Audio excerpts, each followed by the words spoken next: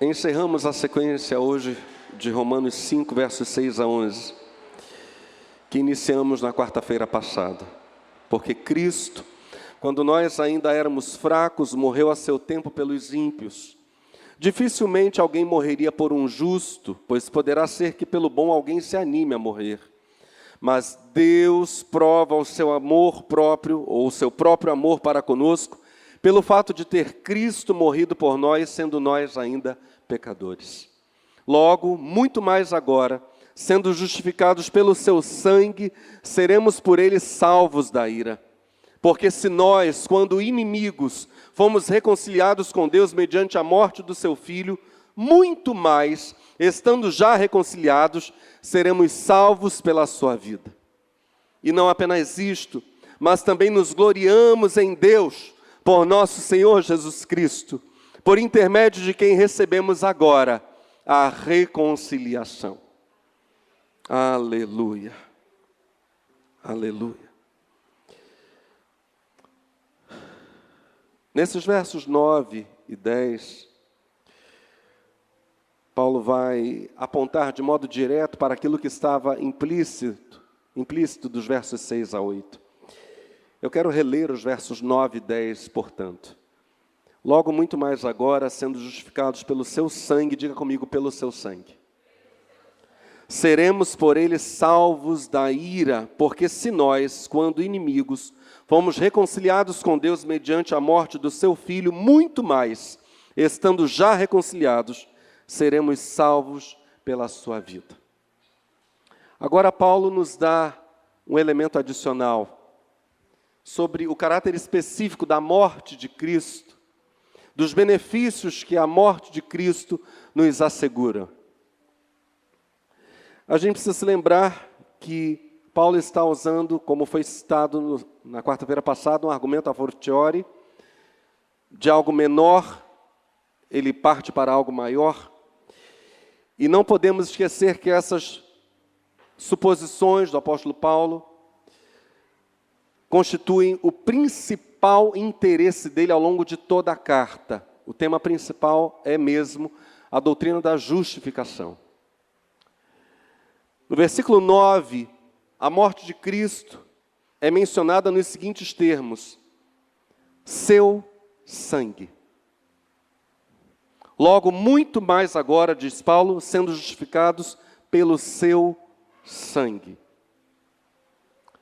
Nós vimos o tema da justificação em diversos momentos da carta aos Romanos, até agora, estamos no capítulo 5, por diversas vezes nós já passamos pelo tema da justificação. Esse tema, esse milagre da justificação é justamente aquele ato de Deus pelo qual, como já vimos várias vezes, somos declarados justos e aceitáveis diante dele. A justificação que é inseparável da fé por parte daqueles que recebem a justificação, então é necessário entrar com esse elemento, os beneficiários entram com fé. Mas agora Paulo quer ressaltar que o sangue de Cristo, o sangue, é o elemento específico que tem esse poder justificador. Objetivamente falando, a justificação vem até nós por causa da obediência e da retidão de Cristo. A obediência de Cristo, a retidão de Cristo e o derramamento do puro, mais puro sangue, e eu estou falando de modo literal, o sangue imaculado de Cristo, sangue que representa a própria vida do Senhor, na qual não havia sequer um naquinho da mancha do pecado. Então, o sangue puro de Cristo imaculado, esse, diz Paulo, é o alicerce para a nossa justificação pessoal, mediante a fé. Toda a base é o sangue de Jesus. É o sangue de Jesus, diz Paulo, que garante a nossa justificação, justificação que chega até nós pela aspersão do sangue de Jesus sobre nós. Paulo diz que o sangue de Cristo possui eficácia, possui virtude, quanto àquilo que é a principal doutrina da carta, a justificação pela fé. Nós já vimos que a justificação é um ato estritamente forense, é uma decisão judicial divina. Deus declara o pecador justo por graça e fé. Mas se, como Paulo diz, é objetivamente o sangue de Cristo o elemento justificador, então nós temos que interpretar mesmo o sangue de Cristo como tendo eficácia forense. É o sangue de Cristo que diante do tribunal de Deus, literal, é o sangue de Cristo diante do tribunal de Deus que tem o poder de nos inocentar. Aleluia. Aleluia. Glória a Jesus Cristo. Glória a Jesus Cristo. Não é essa categoria forense da justificação, não é algo que Paulo apresenta por primeira vez aqui. Isso já estava implícito no capítulo 3, versos 25 e 26, mas Paulo vai usar esse argumento, retornar a ele aqui, para concluir da seguinte maneira, e nós vamos dizer isso juntos, que Paulo cita no verso 9. Logo, está muito fraco, diga comigo, logo, muito mais, seremos salvos por ele, da ira. Aleluia. Paulo fala daquilo que acontecerá no futuro, em razão do que está acontecendo no presente. O que se verifica hoje aponta para um futuro. Agora, eu e você, pela fé no sangue de Cristo, agora, nós somos justificados. Nós somos aceitos por Deus como justos e, portanto, temos paz com Deus, diz Paulo.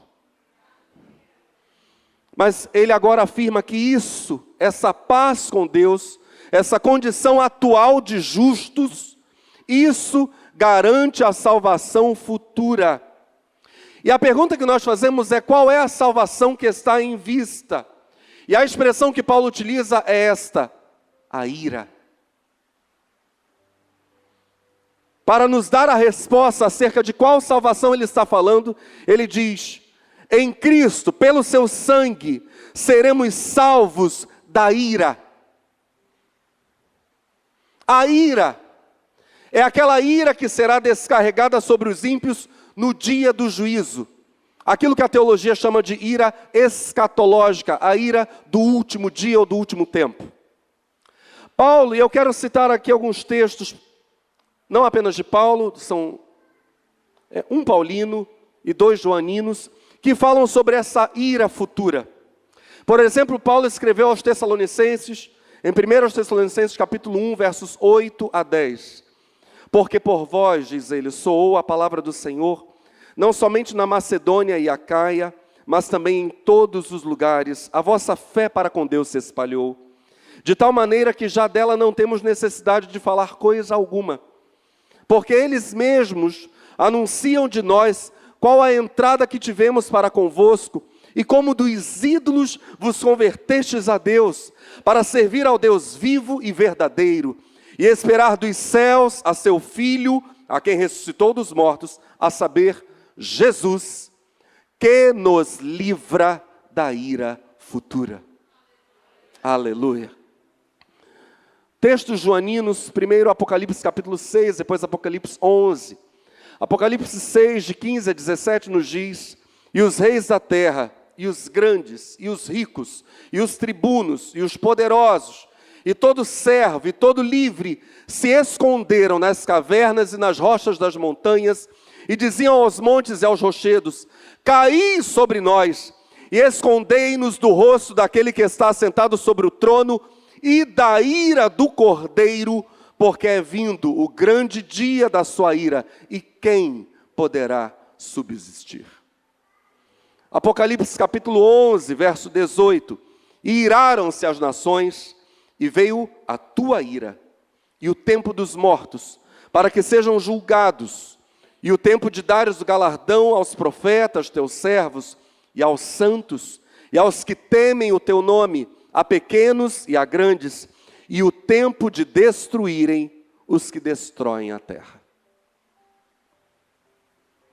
Então, o Novo Testamento, não apenas o Antigo Testamento, mas toda a Bíblia repetidamente anuncia o dia da ira.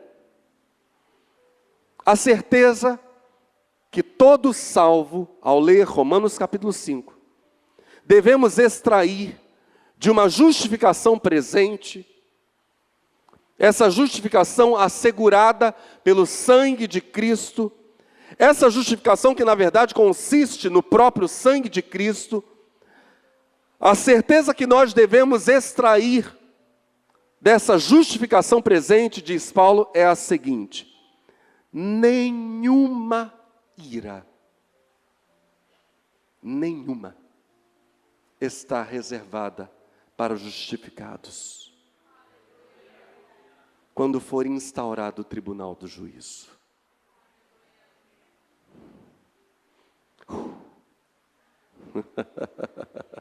Aleluia. Para os justificados não há ira alguma. Não há ira. Eu poderia ficar repetindo isso 1000 vezes aqui. Isso já alimentaria minha alma. Para os justificados, no sangue de Jesus Cristo, não há nenhuma ira reservada, diz Paulo, quando for instaurado o tribunal do juízo no último dia. Aleluia! Aleluia! Aleluia! A justificação pela fé em Jesus é o contrário da condenação. E a justificação é completa. Portanto, não há, diz Paulo, qualquer condenação reservada para aqueles que estão em Cristo Jesus. Ele vai repetir esse conceito em Romanos 8. Portanto, agora, nenhuma condenação há para os que estão em Cristo Jesus, que não andam segundo a carne, mas segundo o Espírito. Aleluia. A esperança, a confiança que Paulo citou nos versos 2 e 5 de Romanos capítulo 5, essa esperança da glória de Deus, faz com que Paulo agora explique outro aspecto da esperança. Se nós aguardamos o dia em que haverá a ressurreição dos mortos e a glorificação dos corpos dos salvos, em que haverá o espelhamento da glória de Deus, não será outra glória, mas como diz o apóstolo, nós experimentaremos a própria glória de Deus.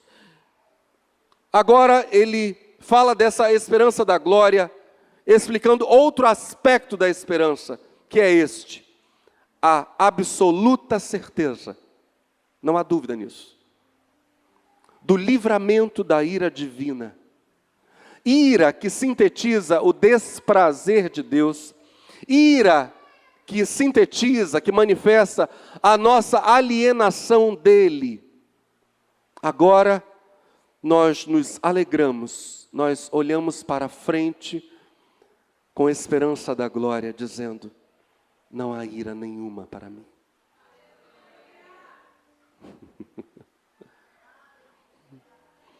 Ou seja, a esperança da glória tem aspectos positivos e negativos. Para ser positiva, a esperança da glória precisa ser negativa em relação a tudo aquilo que envolve o pecado. Para ser salvação para a glória, ela precisa ser salvação da ira.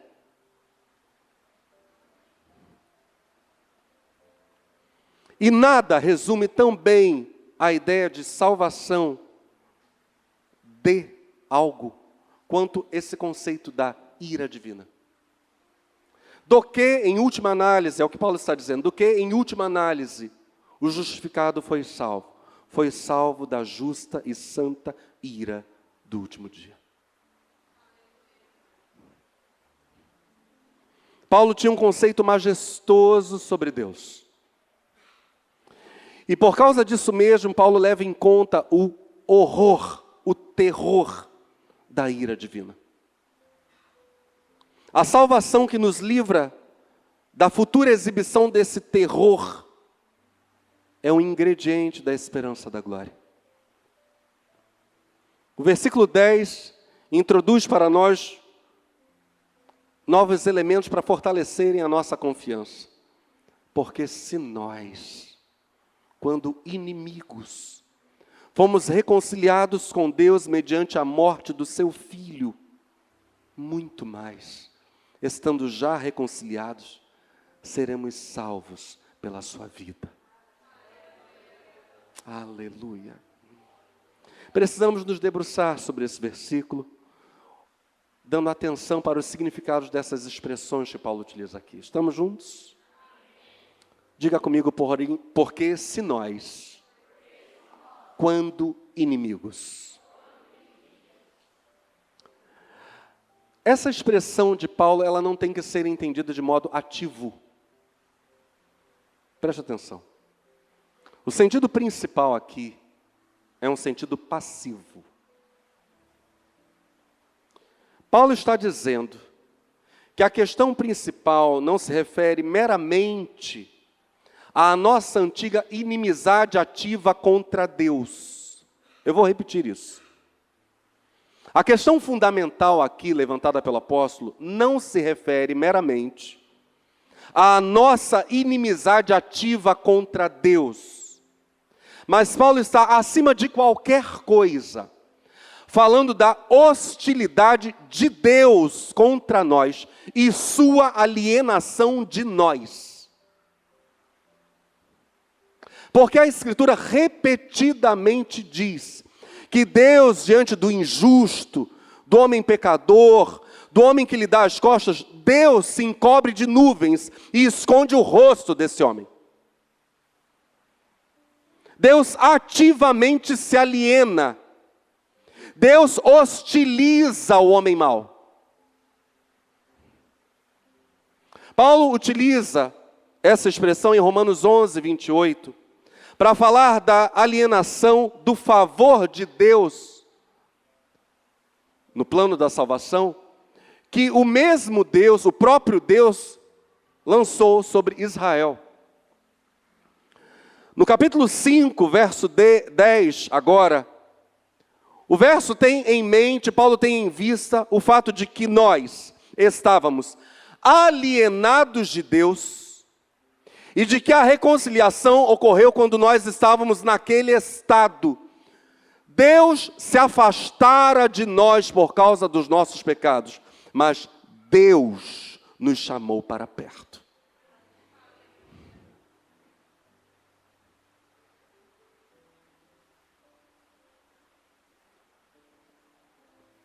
Qual o nome disso? Graça. Paulo diz, fomos reconciliados com Deus. Nós, quando inimigos, fomos reconciliados com Deus. De novo, nós poderíamos olhar para isto e pensar simplesmente que a reconciliação focalizaria a remoção da nossa inimizade contra Deus. Não. Pelo contrário. Essas palavras ressaltam justamente o fato de que Deus removeu de nós, de entre Ele e nós, a alienação que havia da parte dEle para conosco.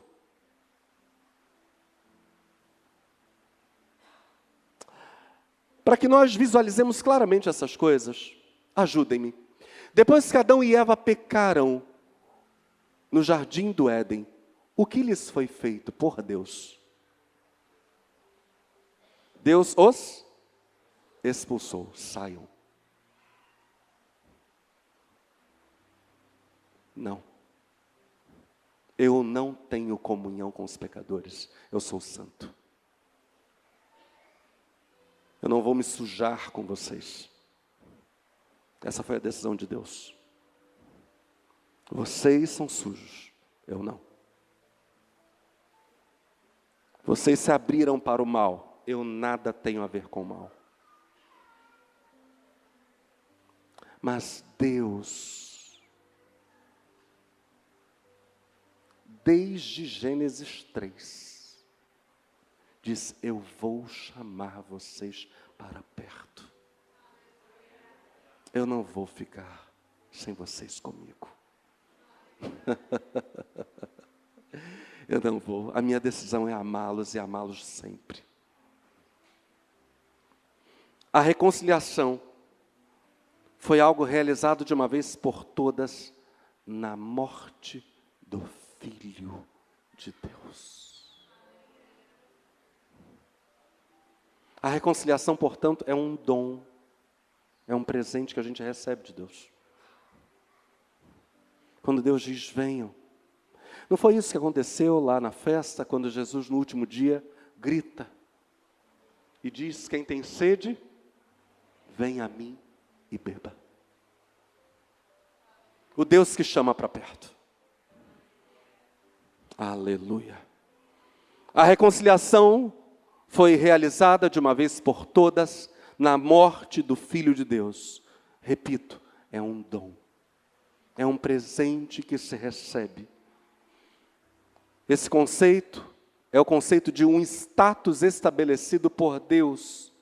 Uma posição garantida por uma graça, por uma graciosa dádiva da parte de Deus. Esse conceito de reconciliação está de acordo com aquilo que é ressaltado no início do trecho. A paz com Deus, como sendo a graça na qual nós fomos introduzidos e na qual permanecemos firmes. Paz com Deus é a posição na qual Deus nos colocou. Não saia dela jamais. Paz com Deus é a posição de favor, resultante da remoção da nossa alienação para com Ele, ou da alienação dele para conosco. A reconciliação é vista como a remoção da alienação de Deus para conosco. E essa remoção da alienação é sinônima de paz com Deus. Diga comigo: reconciliação é paz. Aleluia. Paulo diz: porque se nós, quando inimigos, fomos reconciliados com Deus pela morte do seu Filho. É a primeira vez na carta aos Romanos que Paulo chama Jesus de o Filho. Desde a introdução, capítulo 1, Paulo ainda não tinha utilizado essa expressão. E ela aparece aqui com muita importância, obviamente. Primeiro está dito, então, para nós o seguinte: a pessoa da deidade, da trindade, especificamente focalizada, como aquela pessoa com quem nós somos reconciliados, é o Pai.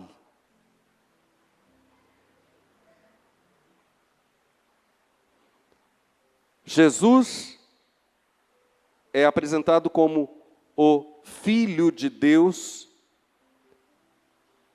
e neste versículo diz-se que o Filho...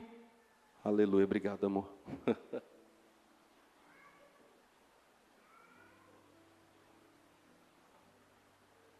O Filho, o Cristo, é filho do Pai. E ele só pode ser o filho do Pai Celeste.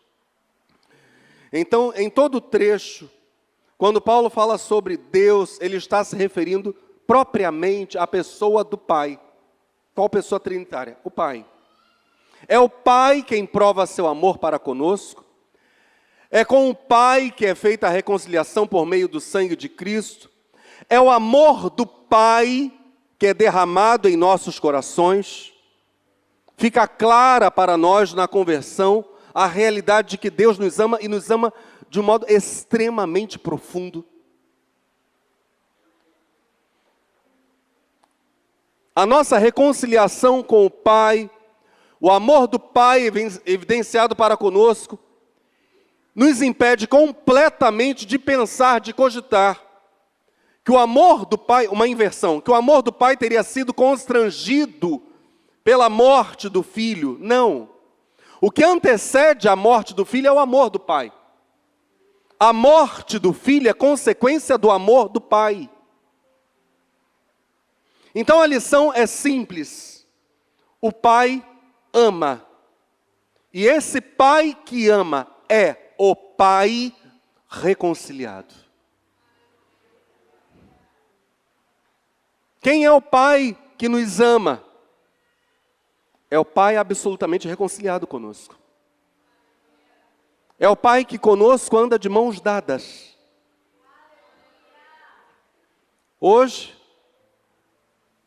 faz poucos minutos, estava mostrando para minha filha uma música nova. Pus a partitura para tocar. E como havia apenas uma cadeira no meu escritório, só a minha cadeira mesmo, eu fiz o que habitualmente faço nesses casos. E lá veio minha filha, sentou no meu colo, pôs o fone no ouvido e ouviu a música. O Pai reconciliado, não há distância entre nós e Ele. Aleluia.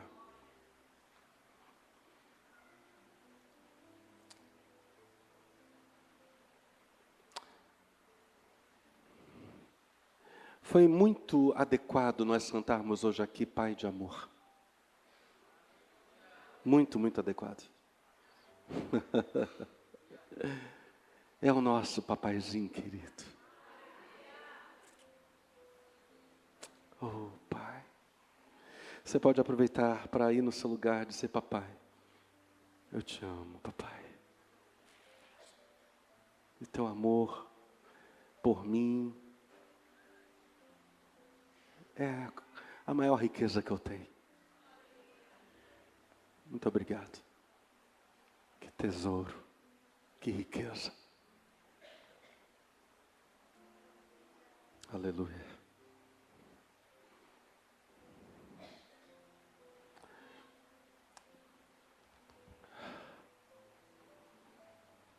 A reconciliação é uma das maneiras pelas quais o efeito da morte de Cristo na qualidade de suprema prova do amor do Pai, a reconciliação, repito, é uma das maneiras pelas quais o amor de Deus deve ser interpretado. O que estamos dizendo é que a reconciliação demonstra o amor do Pai. Lembrando que, quando Deus estava lançando a palavra de juízo sobre Adão, Eva, no jardim, em Gênesis 3, ali Ele já fez a promessa de reconciliação. Isso é um Pai cheio de amor. Eu vou disciplinar vocês. Vocês ficaram fora do jardim, mas eu vou trazer vocês de volta.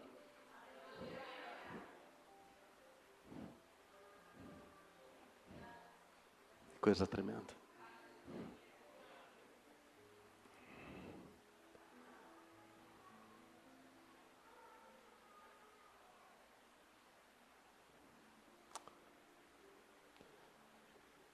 Não faz muito tempo um jovem,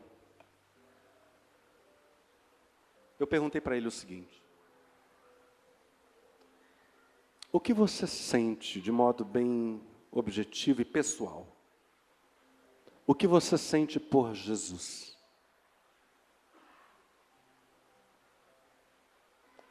Se Jesus entrasse nesse ambiente, em carne e osso, o que você faria? Foi a minha pergunta para aquele jovem.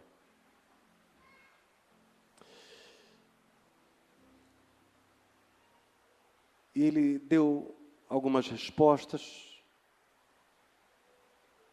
mas disse assim: eu acho que não teria essa mesma reação, ou a mesma reação apaixonada que o senhor teria, pastor. Eu olhei bem para aquele jovem e disse: sabe por que eu teria uma reação extremamente apaixonada pelo meu Senhor?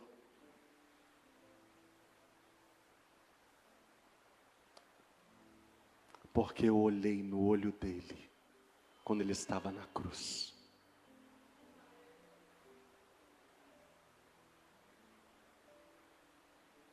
Eu olhei para ele. Eu o vi.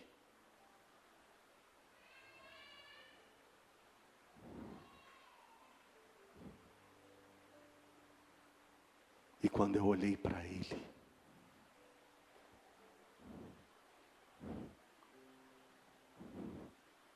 ele olhou fixamente para mim.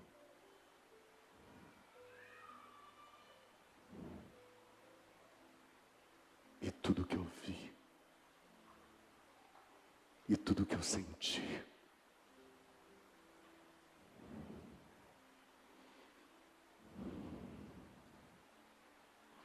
tudo que eu provei, foi amor.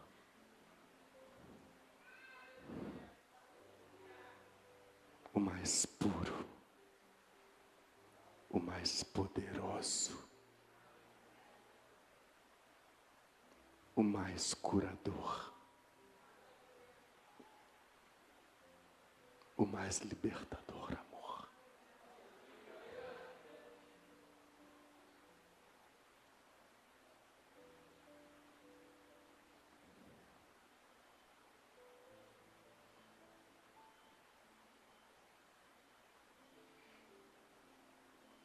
Esse é o silêncio em que o Espírito Santo está falando ainda à sua alma.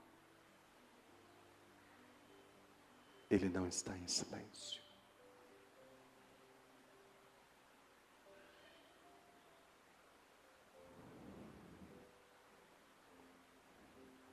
Eu contei para minha esposa um sonho que eu tive anos atrás. Quando eu vi um casal que havia acabado de morrer. Eu sabia no sonho que eles haviam acabado de morrer. E nós estávamos juntos a uma fonte de água viva. Eu estava ali primeiro. Eu cheguei primeiro ali para ver o que aconteceria no sonho. E eu vi um homem se aproximando. Ele usava roupas talares até o chão. Brancas. De pura luz.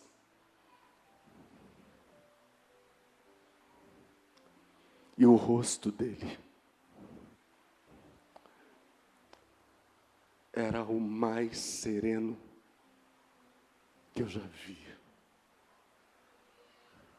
Seus cabelos cuidadosamente penteados batiam aqui.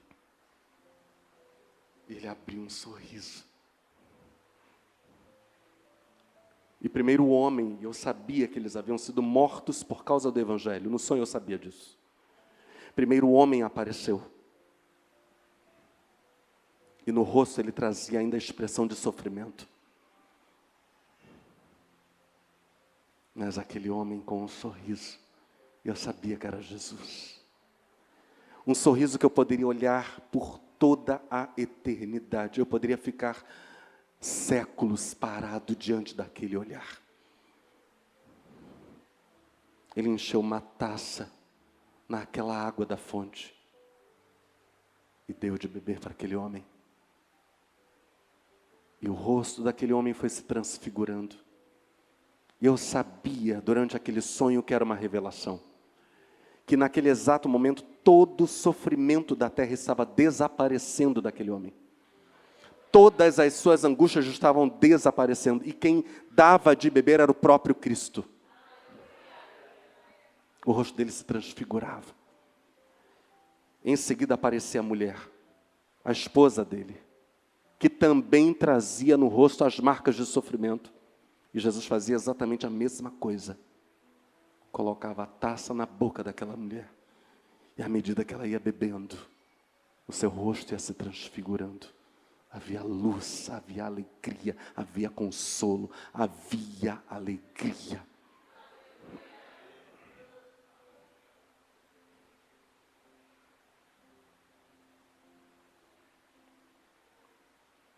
O Evangelho, a anuncia a nossa reconciliação com o Pai. Não há distância entre nós e o Papai.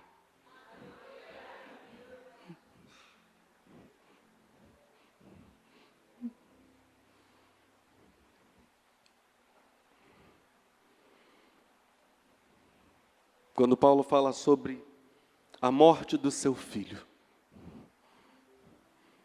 ele exibe a maravilha do amor do Pai para com os pecadores. E eu e você poderemos dizer nesta noite, quão indizível é esse amor. Uma vez que o próprio Filho único morreu para realizar o impulso, o propósito desse amor. As exigências envolvidas quando o Pai deu seu Filho para morrer, as altas exigências, a avassaladora dívida de pecado que foi apagada. Isso demonstra para nós a grandeza imensurável do amor redentor de Deus. Vamos dizer isso juntos, reconciliados, mediante a morte do seu Filho.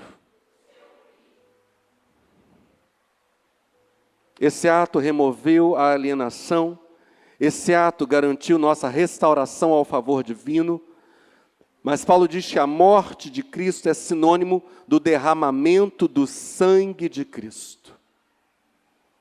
Por causa disso mesmo, seremos salvos pela sua vida.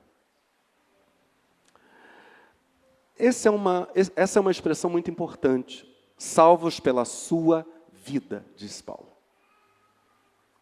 A vida de Cristo aqui mencionada não se refere ao ministério terreno de Cristo. Não é disso que Paulo está falando.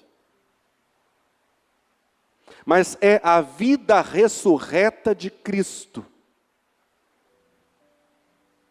Então Paulo está fazendo um contraste com os efeitos da morte e da ressurreição. Isso apareceu no capítulo 4, verso 25, o qual, por nossos pecados, foi entregue e ressuscitou para a nossa justificação. Então, a morte na cruz paga a dívida, aniquila a sentença. Mas a ressurreição é a garantia de outros aspectos da salvação. É esperança de glória. Não é, no dizer de Paulo, apenas a ressurreição que está em foco. Paulo não disse que nós seremos salvos pela sua ressurreição, mas ele disse que nós seremos salvos pela sua vida.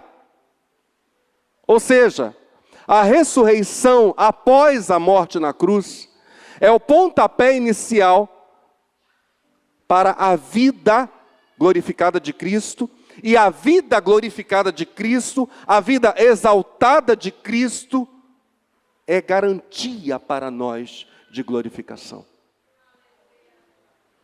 A ressurreição está no background, ela está no segundo plano. A ressurreição fornece a vida glorificada, em contraste com o sangue derramado.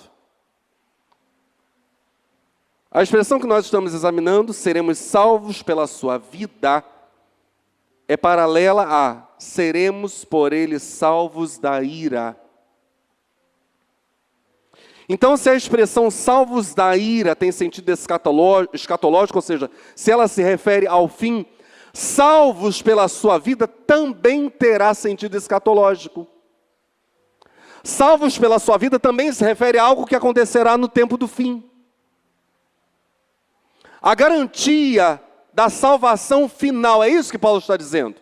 A garantia da salvação final, consumada, é a vida exaltada que Cristo agora desfruta. Vocês estão aí? O sentido destas coisas é o seguinte: se quando nós vivíamos no estado de alienação para com Deus, e de Deus para conosco, Deus demonstrou de tal maneira o seu amor que nos reconciliou consigo mesmo e nos colocou debaixo do seu favor, debaixo da sua graça e misericórdia, mediante a morte do seu próprio Filho, muito mais agora. Depois que essa alienação foi removida, nós fomos plantados na bênção de Deus, enraizados no favor divino. A vida exaltada de Cristo garante para nós que seremos completamente salvos. Completamente salvos.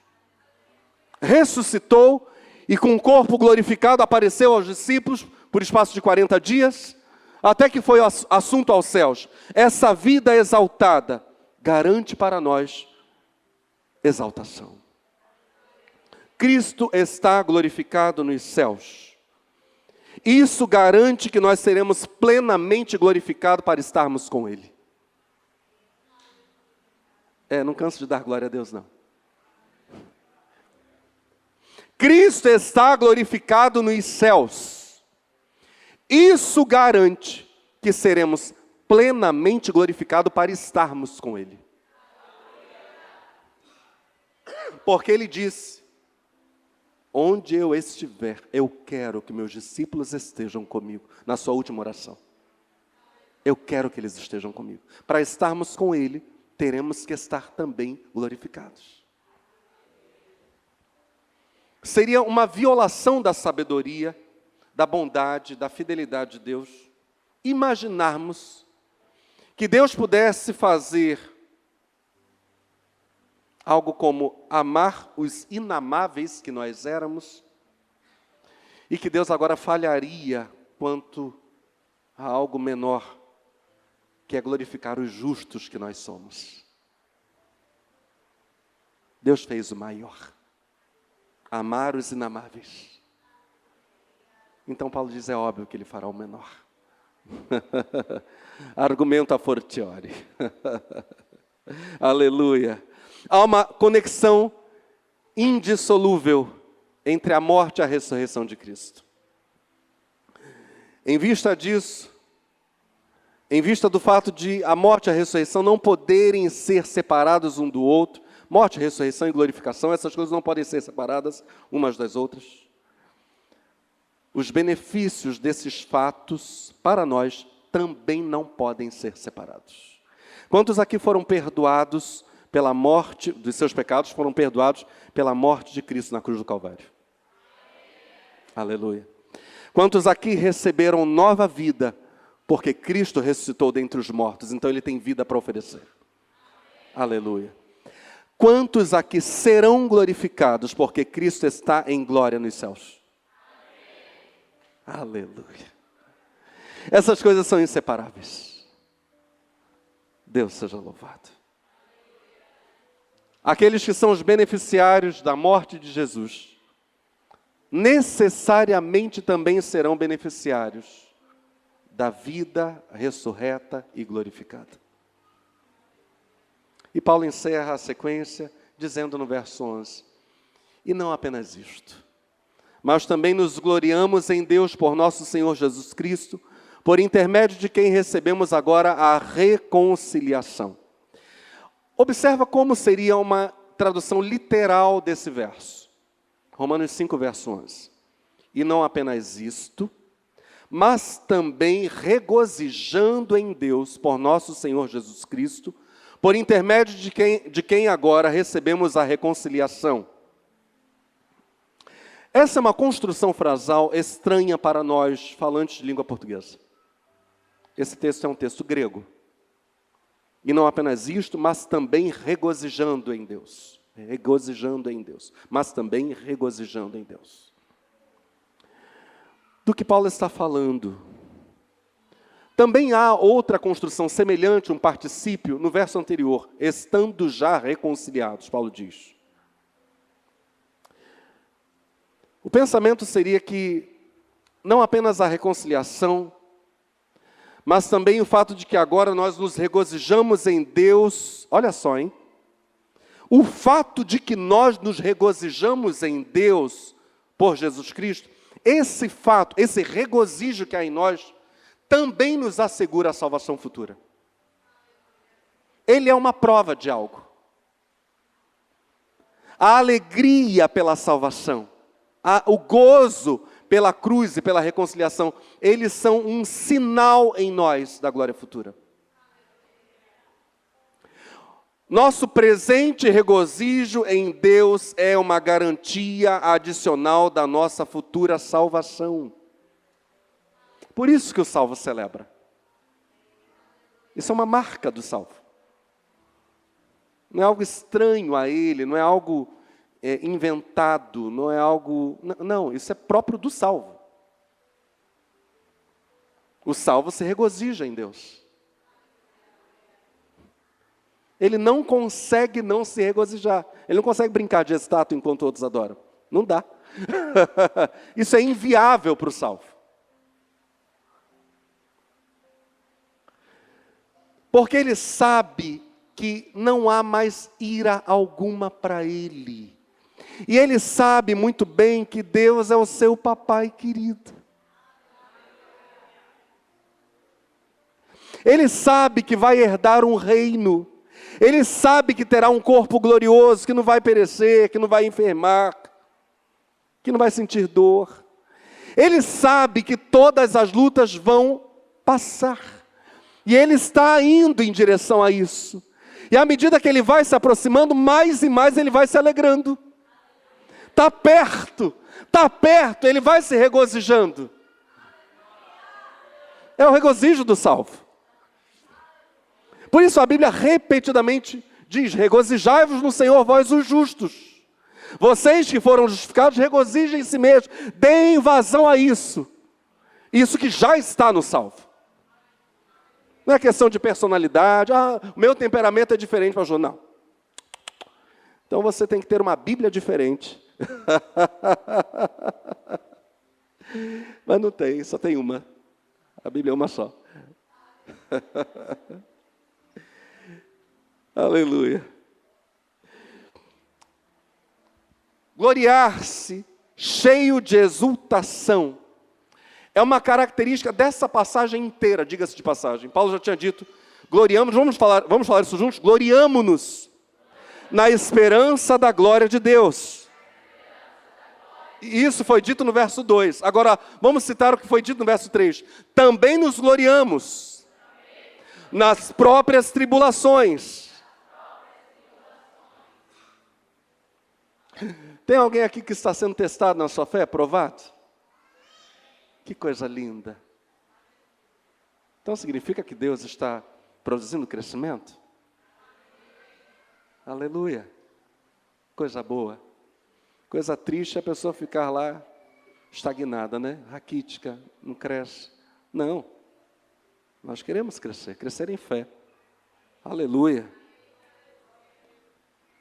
Depois de ter falado do relacionamento com Deus constituído pela reconciliação, depois de ter feito uma nota de alegria, Paulo expressa o nosso confiante regozijo em Deus, ao qual nós somos constrangidos. Isso é um constrangimento interno operado pelo Espírito Santo na vida do salvo.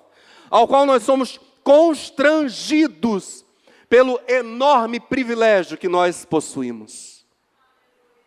Somos os mais felizes de todos os homens. Os mais felizes. A nossa alegria não está em grana. Não. Nosso maior regozijo não está na roupa nova de final de ano. Não está num Chester. Agora, eles inventaram tantas coisas, tanto nome, tanta coisa. Você chega no mercado, Chester, Plaster, Flaster, Cluster. Você já nem sabe mais o nome das coisas. O nosso maior regozijo não é comer o Chester. Nosso maior regozijo, meu Deus, é saber que no dia em que fecharmos os olhos aqui, meu Deus, o que vamos ver?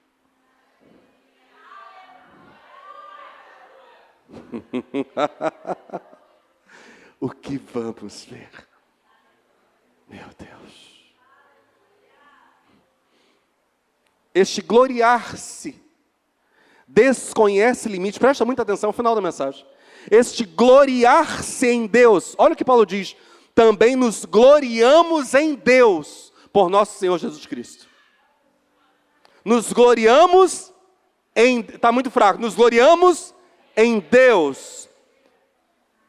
Isto se manifesta em Deus por intermédio de Cristo. Não é, olha só, não é que Deus, não é apenas que Deus é o objeto desse gloriar-se. Não é apenas que Deus é o fundamento, então Ele é o objetivo final, ou o fundamento. Isso Ele é, mas não é apenas isso. Paulo está dizendo que esse regozijo do salvo, lembrando que regozijo é uma alegria transbordante. É algo que você, a olhos vistos, diz: meu Deus, essa pessoa teve uma vitória muito grande. O que aconteceu? Quando você olha uma pessoa assim, é que ela está se regozijando no Senhor. Paulo está dizendo que a nossa união com Deus atual, o nosso companheirismo atual com o nosso Deus, se manifesta em nos gloriarmos disso.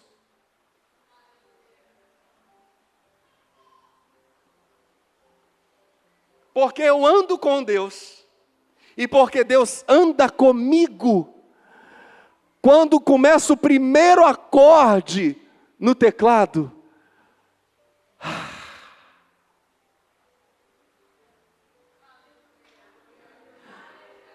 no meu espírito eu digo: é hora da poesia.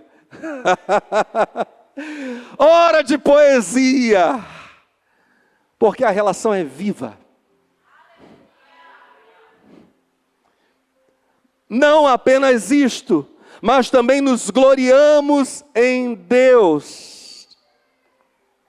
O êxtase de alegria do salvo, que o faz rir, que o faz cantar, que o faz chorar, que o faz aplaudir, que o faz dançar, que o faz pular, que o faz se prostrar em adoração.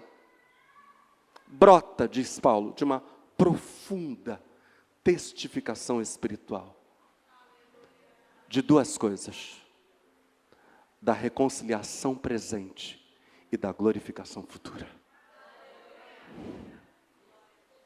Por esses dois motivos, hoje reconciliado